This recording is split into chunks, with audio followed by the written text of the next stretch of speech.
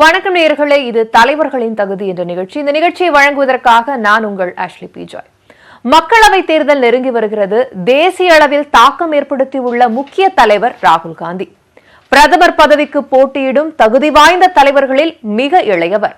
ராகுலின் அரசியல் பயணம் அவரது பலம் பலவீனங்களை அலசுகிறது. இந்த சிறப்பு செய்தி தொகுப்பு. முதலில் ராகுலை பற்றிய பயோடேட்டா இதோ. ராஜா வீட்டு கண்ணுக்குட்டி என்பார்களே, அதுபோலத்தான் செல்வ செழிப்பு மிக்க நேரு வம்சத்தில் 1970ஆம் ஆண்டு ஜூன் 19ஆம் தேதி பிறந்தவர் ராகுல் காந்தி. கொள்ளு தாத்தா நேரு நாட்டின் முதல் பிரதமர், பாட்டி இந்திரா காந்தியும் பிரதமர். நாட்டையே கட்டிக்காத்த வம்சத்தின் வழிவந்தவர் ராகுல் காந்தி. அரசியல் அதிகாரம் பொருந்திய ஒருவரை தாயாக கொண்டிருந்த போதும் அந்த தாக்கம் ஏதும் தன்னை தீண்டி விடாமல் அந்த வீட்டிலேயே தனி தீவாய் வாழ்ந்து வந்தார் ராகுலின் தந்தை ராஜீவ். அந்த சூழலில் ராஜீவ் சோனியா தம்பதியருக்கு இரண்டாவது குழந்தையாக பிறந்த ராகுல் கவலை ஏதும் அறியாத குழந்தையாக அக்காள் பிரியங்காவோடு வளர்ந்து வந்தார். நேரு காந்தி குடும்பத்தின் 4வது தலைமுறையைச் சேர்ந்தவரான ராகுல் டெல்லியில் உள்ள செயின்ட் கொலம்பஸ் பள்ளியில் கல்வி பயின்றார். பின்னர் தந்தை ராஜீவ் பயின்ற டேராடூனில் உள்ள பிரசித்தி பெற்ற டூன் பள்ளியில் சேர்ந்தார். அப்போது சிறிய தகப்பனார் சஞ்சய் காந்தி மறைந்த சூழலில் குடும்பத்தில் சூறாவளி வீசிக் கொண்டிருந்தது. பட்டாம்பூச்சியாய் திரிந்த ராகுலை அது தாக்கிவிடாமல் இருப்பதற்காக 1981இல் டூன் பள்ளியில் சேர்க்கப்பட்டார். இந்த சூழலில்தான் அரசியலின் கோர முகம் அந்த சிறிய உள்ளத்தையும் தைத்தது. ராகுலுக்கு 14 வயது. அவர் வசித்த வீட்டிலேயே பாட்டி இந்திரா காந்தி சுட்டுக் கொல்லப்பட்டார். பாட்டியின் சிதைக்கு தீ மூட்டப்பட்ட நிலையில் கண்ணாடி அணிந்த சிறுவன் ராகுல் அதை பார்த்தபடி இருந்ததை தூர்தர்ஷன் தொலைக்காட்சியில் நாடே பார்த்து உச்சி கொட்டியது. சொந்த வீட்டிலேயே சிந்திய ரத்தத்தால் அதிர்ந்து போன சோனியா ராகுலையும் பிரியங்காவையும் பள்ளிக்கு அனுப்பாமல் வீட்டிலேயே படிக்க வைத்தார்.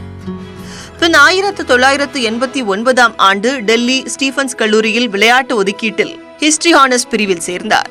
அங்கு படிப்பை கைவிட்டு லண்டன் ஹார்வர்ட் பல்கலைக்கழகத்தில் 1990இல் பொருளாதார பாடப்பிரிவில் சேர்ந்தார். தேசிய ரைபிள் சுடும் போட்டியில் 25 மீட்டர் தூர பிஸ்டல் பிரிவில் முதலிடம் பிடித்ததால் விளையாட்டு பிரிவில் இடம் கிடைத்தது. சமீபத்தில் குத்துச்சண்டை சாம்பியன் விஜேந்தர் சிங் எந்த எம்பிக்களும் விளையாட்டில் ஆர்வம் காட்டுவதில்லை என கூறிய போது ஜப்பானிய தற்காப்பு கலை ஐகிடோவில் பிளாக் பெல்ட் பெற்றதை ராகுல் வெளிப்படுத்தினார். 1991இல் பாட்டி இந்திரா காந்தியைப் போலவே தந்தை ராஜீவும் படுகொலை செய்யப்பட்ட பின் இந்தியா விரைந்த ராகுல் காந்தி மற்ற வாரிசுகளைப் போல் அரசியலில் கால் பதிப்பார் என எதிர்பார்க்கப்பட்டது. ஆனால் தாய் சோனியாவுக்கு சிறிது காலம் ஆறுதலாக இருந்துவிட்டு மீண்டும் லண்டன் சென்றார். ராஜீவ் காந்தி கொல்லப்பட்ட பின் அவர் படித்த அதே ட்ரினிட்டி கல்லூரியில் 1995இல் எம்ஃபில் பட்டம் பெற்றார் ராகுல் காந்தி. பாதுகாப்பு காரணமாக ராகுல் காந்தி என்ற பெயரை மறைத்து ராகுல் வின்சி என்ற பெயரில் படித்தார். பின்னர் சாமானியர்களைப் போல் ஒரு மேலாண்மை நிறுவனத்தில் பணிபுரிய தொடங்கினார். 1999 வாக்கில் வெரோனிக் என்ற தோழியுடன் பழகினார். அவரைத்தான் ராகுல் திருமணம் செய்து கொள்வார் என எதிர்பார்க்கப்பட்டது. ஆனால் அது நீண்ட நாள் நிலைக்கவில்லை. 50 வயதை நெருங்கும் நிலையிலும் ராகுல் மனவாழ்வில் அடியெடுத்து வைக்கவில்லை. 2002ஆம் ஆண்டில் மும்பையைச் சேர்ந்த பேகாப் சர்வீஸ் நிறுவனத்தின் இயக்குநராக இருந்த ராகுல் பின்னர் 2004ஆம் ஆண்டில் அரசியலுக்கு இழுத்து வரப்பட்டார். பாரதிய ஜனதா கட்சியின் நம்பிக்கை நட்சத்திரமான பிரதமர் நரேந்திர மோடிக்கு சவால் விடக்கூடிய ஒரே தலைவராக விளங்குகிறார் ராகுல் காந்தி. அரசியல் காற்றுப்படாமல் எட்ட நின்று ஆட்டத்தை பார்த்து வந்த ராகுல் காந்தி அரசியல் வலையில் விழுந்தது எப்படி காண்போமா? நூற்றாண்டு கடந்த காங்கிரஸ் கட்சிக்கு புது ரத்தம் பாய்ச்சி வருகிறார் ராகுல் காந்தி. உலகின் மிக பெரும் ஜனநாயக நாட்டின் அடுத்த பிரதமராகும் வாய்ப்பு ராகுல் காந்திக்கு தற்போது வாய்த்துள்ளது. சூறாவளியாய் சுழன்று நாடு முழுவதும் பிரச்சாரம் செய்து வருகிறார். நாட்டையும் நூற்றாண்டை கடந்த தேசிய கட்சியான காங்கிரஸையும் கட்டியாண்ட நேருவின் குடும்பத்தில் பிறந்த ராகுலின் அரசியல் பயணம் இயல்பிலேயே அமைந்ததா என்றால் இல்லை. ராகுலின் வாழ்க்கை மற்ற செல்வ சீமான் வீட்டு பிள்ளைகளைப் போலவே அமைதியாகத்தான் சென்று கொண்டிருந்தது. அரசியல் என்றாலே காத தூரம் ஓடினார் ராகுல். குடும்பத்தில் 2 உற்ற சொந்தங்கள் படுகொலை செய்யப்பட்டது ராகுல் மற்றும் பிரியங்காவின் மனங்களில் ஆறாத ரணங்களை ஏற்படுத்தியிருந்தது. குறிப்பாக தந்தை ராஜீவ் காந்தியை நன்கு விவரம் தெரிந்த கல்லூரி பருவத்தில் பறிகொடுத்தது ராகுலை நிலைகுலையச் செய்தது. கணவரை பறிகொடுத்த சோனியா பிரியங்காவையும் ராகுலையும் அரசியல் நிழல் விழாமல் பொத்தி பாதுகாத்தார். அவரும் அரசியலில் நுழைய விரும்பவில்லை. அப்போதுதான் சில தசாப்தங்களுக்கு பிறகு நேரு குடும்பத்தை சாராத PV நரசிம்மராவ் 1991 பிரதமரானார். 1996 காங்கிரஸ் கட்சியின் அகில இந்திய தலைவரான சீதாராம் கேசரிக்கு எதிராக ப. சிதம்பரம் உள்ளிட்டோர் போர்க்கொடி தூக்கினர். 1997 அரசியலில் காலடி வைத்தார் சோனியா. பின் 1998 காங்கிரஸ் தலைவரானார். 1999 ஆண்டில் அமேதி, பெல்லாரி தொகுதிகளில் தேர்தலில் வென்று நாடாளுமன்றத்தில் நுழைந்தார். அப்போது தாய்க்கு உதவியாக இருக்க வந்த ராகுல் பின் மீண்டும் லண்டன் திரும்பினார். அதன்பின் 2002 தான் நாடு திரும்பினார். புலிவாலை பிடித்த கதையாக நேரு குடும்பத்தை அரசியல் விட மறுத்தது. 1999 மக்களவைத் தேர்தலில் தோல்வியை சந்தித்த சோனியா 2004 தேர்தலில் எப்படியேனும் கட்சியை வெற்றி பெற வைக்க வேண்டும் என்பதற்காக ராகுலை அழைத்து வந்தார். தன் தொகுதியான அமேதியை ராகுலுக்கு விட்டு தந்தார் சோனியா. அப்போது தன் தொகுதியில் மட்டும் பிரச்சாரம் செய்தார் ராகுல். பிரியங்காவும் தாய் மற்றும் ராகுலின் தொகுதிகளில் மட்டும் பிரச்சாரம் செய்தார். தேர்தலில் ராகுல் வென்று முதல் முறையாக மக்களவைக்குள் அடியெடுத்து வைத்தார்.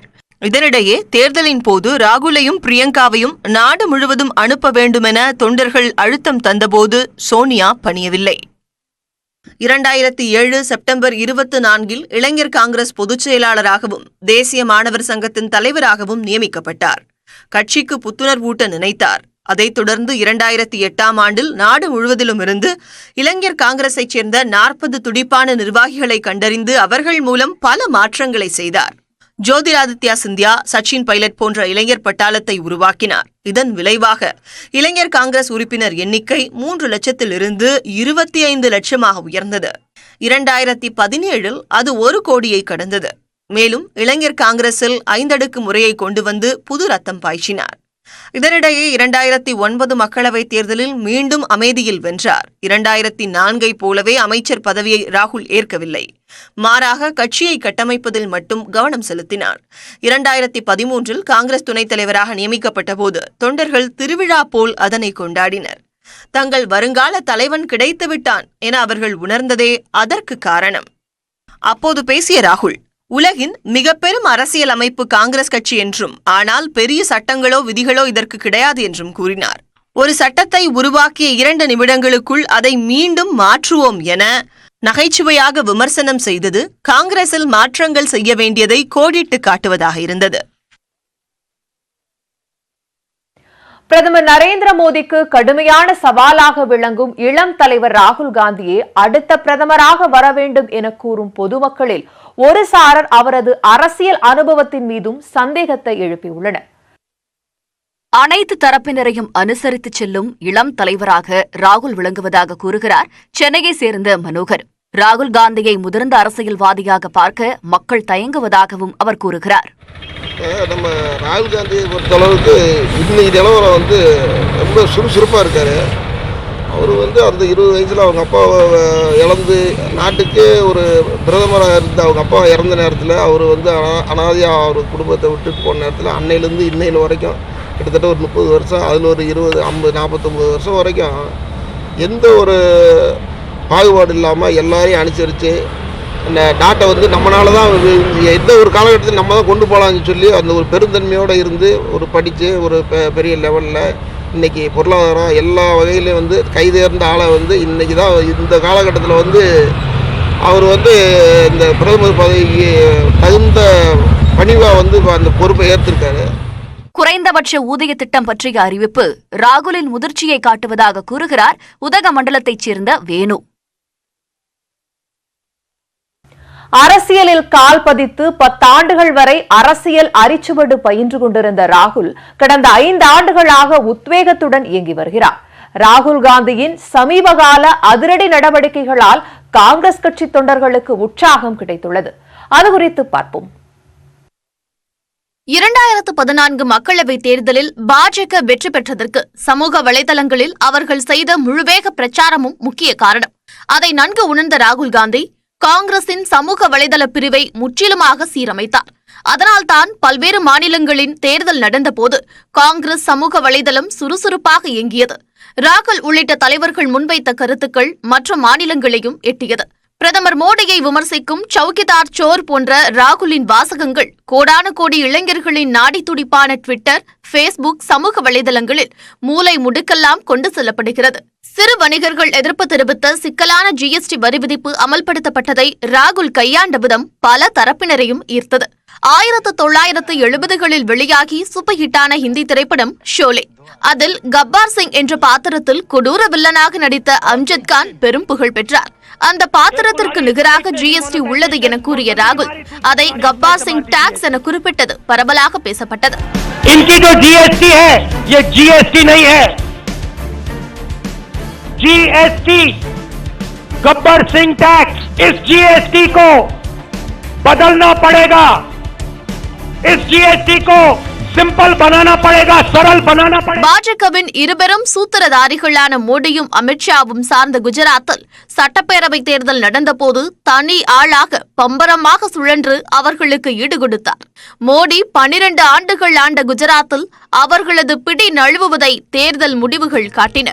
ராகுலை சமாளிக்க 34 பொதுக்கூட்டங்களில் மோடி பேச வேண்டியதாயிற்று.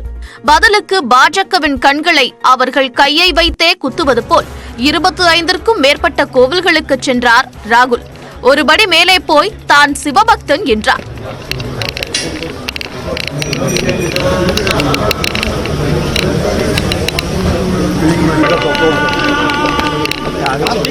நூற்று 82 இடங்கள் கொண்ட குஜராத்தில் 77 இடங்களை பெற்ற காங்கிரஸ் 15 தொகுதிகள் இடைவெளியில் மட்டுமே ஆட்சியை இழந்தது. கர்நாடகா சட்டப்பேரவை தேர்தலிலும் குஜராத் பாணியில் மடங்களுக்கும் கோவில்களுக்கும் சென்று பாஜகவை கடுப்பேற்றினார் ராகுல். தேர்தலில் பாஜக தனிப்பெருங்கட்சியாக வந்தபோதும் மற்றோர் எதிர்க்கட்சியான மதசார்பற்ற ஜனதா தளத்துடன் கைகோர்த்து ஆட்சிக் கட்டிலில் அதை அமர்த்தி பாஜகவுக்கு பாடம் புகட்டினார். இதுபோல் உத்தரப்பிரதேசத்தில் சமாஜ்வாதி, பகுஜன் சமாஜுடன் கைகோர்த்து இடைத்தேர்தல்களில் பாஜகவை தோற்கடித்தார் ராகுல். அடுத்து வந்தது 5 மாநில இடைத்தேர்தல். தனி ஆளாக சுழன்று அனல் பறக்க பேசி மத்திய பிரதேசம், ராஜஸ்தான், சத்தீஸ்கர் மாநிலங்களை பாஜகவிடமிருந்து பறித்தார். கர்நாடகம் மற்றும் 5 மாநில தேர்தல்களில் காங்கிரஸ் ஜொலித்ததற்கு ராகுலே முக்கிய காரணம். இதனால் சோர்ந்து கிடந்த காங்கிரஸ் தொண்டர்கள் துள்ளி குதித்தனர். தற்போது மக்களவைத் தேர்தலை நம்பிக்கையுடன் அவர்கள் எதிர்கொள்ள ராகுலின் உத்வேகமான தலைமையே காரணம். நாடாளுமன்றத்தில் சபை நிகழ்ச்சிகள் நடந்து கொண்டிருந்த போதே பிரதமர் மோடியை கட்டிப்பிடித்து பின்னர் கண்ணடித்ததை பல உறுப்பினர்கள் ரசித்தனர். அது பொதுமக்களையும் கவர்ந்தது. Yes, Nirmala ji.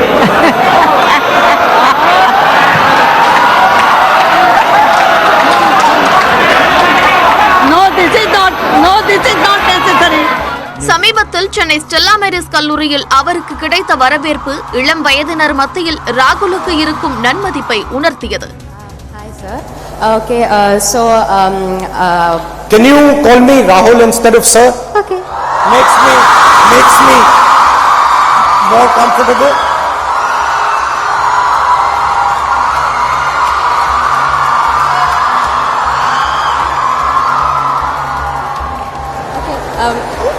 I'm really nervous. Okay.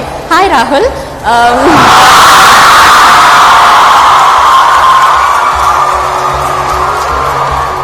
எல்லாவற்றுக்கும் மேலாக ரஃபேல் விமான ஊழல் புகாரை தனியாளாய் நின்று தேசிய பிரச்சனையாக மாற்றியுள்ளார். தேர்தலில் தலையாய பிரச்சனையாக ரஃபேல் விவகாரம் விளங்குவதற்கு ராகுலே முழு முதற் காரணம். ராகுல் காந்தியின் செயல்பாடுகளை கூர்ந்து கவனித்து வரும் பத்திரிகையாளர்கள் அவரது வளர்ச்சியை எப்படி பார்க்கின்றனர்? காங்கிரஸ் கட்சிக்கு புது தெம்பை ஊட்டியிருக்கும் இந்த நேரு குடும்பத்து வாரிசு குறித்து சில மூத்த பத்திரிகையாளர்களின் கருத்துக்களை இப்போது பார்க்கலாம். காங்கிரஸ் தலைவர் ராகுல் காந்தியின் செயல்பாடுகள் முன்பை விட துடிப்பாக இருப்பதாகவும் காங்கிரஸ் கட்சிக்கு வெற்றி தேடி தர தொடங்கி இருப்பதாகவும் கூறுகிறார் மூத்த பத்திரிகையாளர் ராஜன். ராகுல் காந்தி ஒரு தனித்துவமிக்க தலைவராக தன்னை உருவாக்கி கொண்டிருக்கிறார். ஒரு எழுச்சி பெற்றிருக்கிறார். ஒரு 10 வருடங்களுக்கு முன்பு பார்த்த ராகுலுக்கும் இப்போது இருக்கும் ராகுலுக்கும் நிறைய வேறுபாடு இருக்கிறது. தற்பொழுது தன்னை ஒரு மாற்று ஆல்டர்னேட்டிவ் என்ற அளவுக்கு தன்னை கொண்டு வந்திருக்கிறார். ஒரு 3-4 வருடங்களுக்கு முன்பு பார்த்தோம் என்றால் மோடிக்கு மாற்று இல்லை என்ற ஒரு நிலை இருந்தது. மற்ற தலைவர்களும் இருக்கிறார்கள், ஆனால் ராகுல் காந்தி மற்ற தலைவர்களை தாண்டி ஒரு மாற்று என்ற நம்பிக்கையை தந்திருக்கிறார்.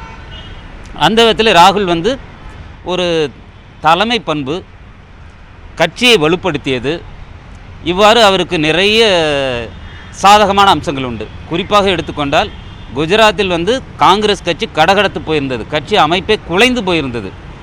அங்கு வந்து காங்கிரஸ் கட்சியை வலுவான எதிர்க்கட்சியாக மாற்றியிருக்கிறார். வெற்றியை வந்து சட்டமன்ற தேர்தலில் வெற்றியை வந்து ஒரு சில இடங்களில் தான் நழுவ விட்டிருக்கிறார்கள். ஸோ அடுத்து வட மாநிலங்களில் நடந்த சட்டமன்ற தேர்தலில் காங்கிரஸ் கட்சி 3 மாநிலங்களில் ஆட்சியை பிடித்திருக்கிறது. இது சாதாரணமான விஷயம் அல்ல. அதற்கு ராகுலின் தலைமை மிக முக்கியமான ஒரு காரணம். ஓர் தேசிய கட்சியின் தலைமை பணி எவ்வாறானது என்பதை உணர்ந்து தன்னம்பிக்கை உடையவராக ராகுல் செயல்பட தொடங்கியிருக்கிறார் என்கிறார் மூத்த பத்திரிகையாளர் டி. ராமகிருஷ்ணன். பொது மேடையில் பேசுறது, இதுவாக பண்ணுறதுலாம் கொஞ்சம் அந்த முன்ன இருந்ததுக்கு இப்போ இருந்ததுக்கும் அந்த ஒரு முன்னேற்றம் தெரிகிறது. அவரால் முன்ன கொஞ்சம் ஒரு நம்பிக்கை குறைந்தவராக தெரிஞ்சார். இப்போ அதெல்லாம் ரொம்ப அவர் பேசுகிற பேச்சுக்களில் அவருடைய சொல்கிற கருத்துக்கள் சொல்கிறதுலாம் கொஞ்சம் அதில் ஒரு தெளிவு தெரிகிறது. ஸோ அந்த விதத்தில் அவருக்கு இது இருக்குது. அதுக்கு பிறகு இப்போது வந்து அந்த தன்னுடைய அந்த கட்சி தலைமையினுடைய பொறுப்பு என்னங்கிறதையும் அவர் உணர்ந்து அதற்கேற்றாற் போல அவர் வந்து செயல்பட இதுவாக இருந்திருக்காரு. கட்சி பலத்தை அறிந்திருப்பது, கூட்டணி வைப்பது போன்றவை முதிர்ச்சியை காட்டுகிறது என்கிறார் மூத்த பத்திரிகையாளர் ராமகிருஷ்ணன். தன்னுடைய கட்சியினுடைய பலவீனங்களை புரிந்து கொண்டு அதெல்லாமும் புரிஞ்சுட்டு அதையும் வந்து அவர் எந்த அளவுக்கு கூட்டணி வச்சு நம்ம தேர்தலில் சந்திக்கணும் அப்படிங்கிற அந்த தன்மையெல்லாம் பார்க்கும் பொழுது அவருக்கு அதில் வந்து ஒரு முதிர்ச்சி வந்ததாக தெரிகிறது. ஆனால் அவர் என்ன பொதுவாக நம்மளுக்கு என்ன தெரியறதுன்னா, அவர் வந்து நரேந்திர மோடி எப்படி செயல்பட்டு வருகிறார், அவருக்கு நம்ம எப்படி ஒரு மாற்றாக இருக்கிற போல அவருக்கு ஒரு பதில் அடி கொடுக்கணும் அப்படிங்கிறது தான் அதுதான் என்னை பொறுத்தவரையும் அவருடைய மிகப்பெரிய நான் வந்து பலவீனமாக நினைக்கிறேன். ராகுல் காந்தி ஜெயிக்கக்கூடியவர் என தொண்டர்கள் கருத தொடங்கி இருப்பது பலம் என்றும், தேர்தல் கூட்டணி அமைப்பதில் சறுக்கியது பலவீனம் என்றும் கூறுகிறார் அரசியல் பார்வையாளர் பத்ரி சேஷாத்ரி. சில ஆண்டுகளுக்கு முன்ன இருந்ததை விட அப்போ கொஞ்சம் ஒரு விதத்தில் அவருடைய தாய் சோனியா காந்தி கட்சி தலைவராக இருந்த பொழுது ராகுல் காந்திக்கு வந்து அவ்வளவு அரசியல் ஆர்வம் இருந்த மாதிரி தெரியல. அதோடு இன்று ஒப்பிட்டு பார்க்கும்போது அவர் தலைவரானதுக்கு பிறகு நிறைய ஆர்வத்தை காண்பிக்கிறாரு. இந்தியா முழுக்கவும் சுற்றுப்பயணம் போகிறாரு. அவருக்கு ஒரு ஈர்ப்பு இருக்குங்கிறது வந்து தெரியுது. ஏன்னா வந்து அந்த கட்சியிலேயே கொஞ்சம் அவர் மீது ஒரு ஆர்வம் அதிகமாகவும் அவர் ஜெயிக்கக்கூடியவருங்கிற அந்த ஒரு எண்ணமும் வந்து அந்த கட்சியை சேர்ந்த தொண்டர்களுக்கு கிடச்சிருக்கு. அதனால் அவர்கள் வந்து முன்னை விட அதிகமாக உழைக்கிறாங்க. இன்னொன்று அவருக்கு எப்போவுமே இருந்த ஒரு அட்வான்டேஜ் வந்து அது ஒரு சில பேருக்கு தான் அது கிடைக்கும். தோல்வினா வந்து அவர் மேலே ஒட்டாது. அவருக்கு உடம்புல ஒரு டெஃப்லான் கோட் மாதிரி. வெற்றினா அது வந்து இவரால் தான் வந்தது அப்படிங்கிறது அது அவருக்கு நேச்சுரலாக இருக்கக்கூடிய ஒரு அட்வான்டேஜ். அதெல்லாம் அவருக்கு ஒரு பலம்தான். ஒரு விதத்தில் பார்த்திங்கன்னா இன்னொரு கட்சியில் இப்போ நரேந்திர மோடி வரிசையாக 2 தேர்தல் தோத்துட்டாருன்னா நிச்சயமாக அவர் மீது மிக கடுமையான கிரிட்டிசம் வரும். அது ராகுல் காந்திக்கு இது வரைக்கும் வந்ததில்லை. ராகுல் காந்தியின் அனுபவம் கூடியிருப்பதை ஒப்புக்கொள்ளும் பத்திரிகையாளர்கள் தேர்தல் உத்தியில் சறுக்கியிருப்பதையும் சுட்டிக்காட்டியுள்ளனர். தெளிவான ஒரு கொள்கை அப்படிங்கிறத வந்து தன்னுடைய கட்சிக்காக அவர் உருவாக்குறாரா? ஏன்னா ஒரு புது தலைவராக ஒருவர் வரும்பொழுது அந்த சேம் அஸ் ஓல்டு யூஷுவல் அப்படிங்கிற மாதிரி இருக்கக்கூடாது. ஏன்னா உலகம் மாறிக்கிட்டு இருக்கு. இன்றைக்கு இருக்கக்கூடிய சவால்கள்ங்கிறது வேறு. அந்த சவால்களுக்கு ஏற்ற மாதிரி இந்தியாவை எந்த திசையில் நடத்தணும் அப்படிங்கிறதுக்கு அது வந்து பொருளாதாரமாக இருக்கட்டும், அது பாதுகாப்புத்துறையாக இருக்கட்டும், அண்டை நாடுகளோட உறவாக இருக்கட்டும், இதெல்லாம் வந்து ஒரு மிக தெளிவான ஒரு வரையறையை வந்து அவர் உருவாக்க வேண்டிய ஒரு காலகட்டத்தில் இருக்கார். அதை அவர் இது வரைக்கும் கொடுத்த மாதிரி தெரியல. இது ஒன்று.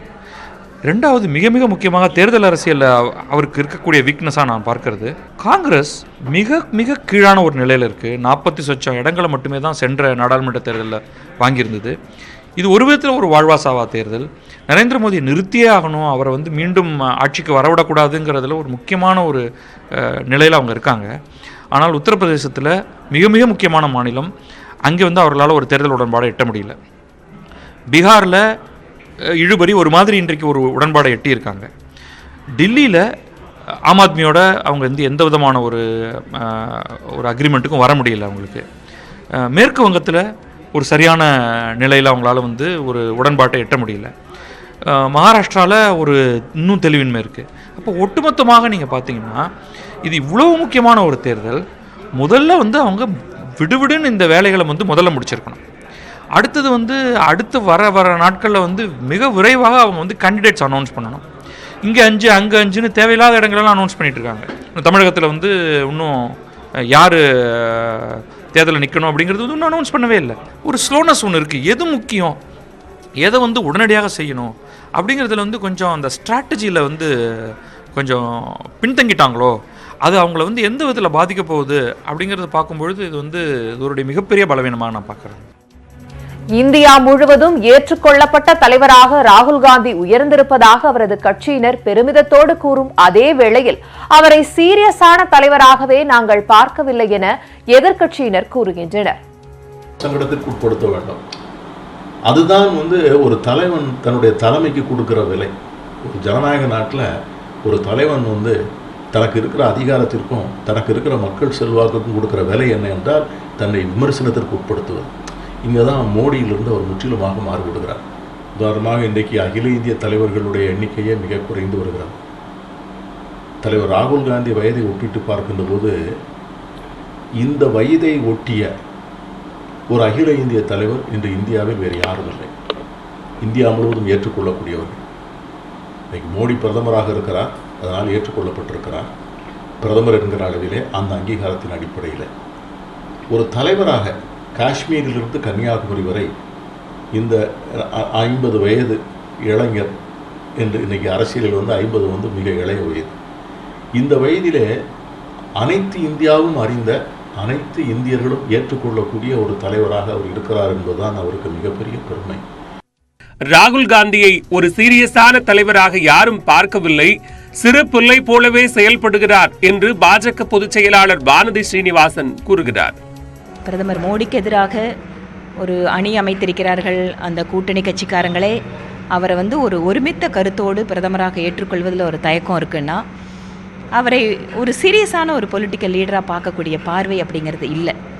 ஆனால் காங்கிரஸை ஏதோ ஒரு விதத்தில் இணைக்கக்கூடியதற்கு அந்த குடும்பத்திலிருந்து ஒரு ஆள் தேவைப்படுகிறது. அதற்காக இருக்கக்கூடிய நபராகத்தான் ராகுல் காந்தி இருக்கிறார்.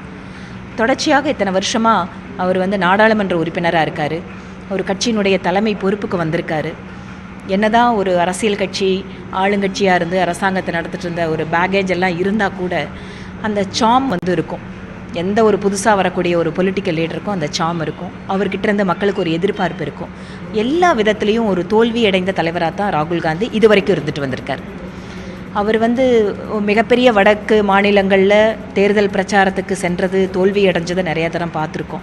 இன்றைக்கி வந்து டிசம்பர் மாதம் மாநிலங்களில் ஒரு சில இடத்துல காங்கிரஸ் கட்சி வந்திருக்கு அப்படின்னு சொன்னால் ரொம்ப ரொம்ப குறைச்ச மார்ஜின் இருக்குது. நாடாளுமன்றத்தில் போய் பிரதமர் மோடியை கட்டிப்பிடிக்கிறாரு, திருப்பி வந்து உட்காந்தோன்னே கண்ணடிக்கிறாரு. ஒட்டுமொத்த சீரியஸ்னஸும் காலியாகுது.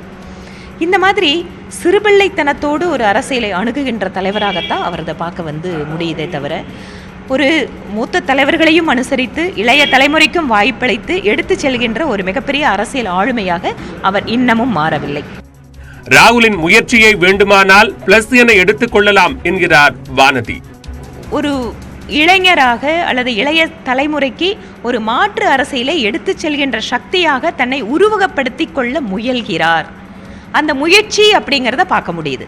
ஆனால் அந்த முயற்சியில் அவர் வெற்றி பெறலை. ஆனால் அந்த முயற்சி செய்யறது தெரியுது. அது வேணா நான் வந்து ஒரு பிளஸ்ஸாக வேணா பார்க்க முடியும். எதிர்க்கட்சியினர் வழக்கம் போல் விமர்சிக்க, காங்கிரஸ் கட்சி நிர்வாகிகளோ அவரது வளர்ச்சியைக் கண்டு புலகாங்கிதம் கொள்வதை பார்க்க முடிகிறது. அரசியல் என்றாலே காததூரம் ஓடிய ராகுல் தயங்கி தயங்கி அதில் கால் பதித்தார். சித்தப்பா சஞ்சய் காந்தி அகால மரணம் அடைந்ததால் தந்தை ராஜீவ் அரசியலில் குதிக்க வேண்டியதாயிற்று. அதுபோலவே 14 வயதில் தந்தையை பறிகொடுத்த ராகுல் விரும்பாவிட்டாலும் நேரு குடும்பத்து வாரிசு என்ற ஒரே காரணத்திற்காக அரசியலுக்கு இழுத்து வரப்பட்டார். அவருக்கு அரசியலில் முதிர்ச்சி இல்லை என நையாண்டி செய்து பப்பு பப்பு என நக்கலடித்தோரை கர்நாடக மற்றும் 5 மாநில தேர்தல்களில் வாக்காளர் மூலமாக நையப்புடைத்தார் ராகுல். அதே வேகம் மக்களவை தேர்தலிலும் தொடருமா? மோடி மேஜிக்கை ராகுல் அஸ்திரம் வீழ்த்துமா? முடிவுக்கு காத்திருப்போம். இணைந்திருங்கள். இது நியூஸ் 18 தமிழ்நாடு.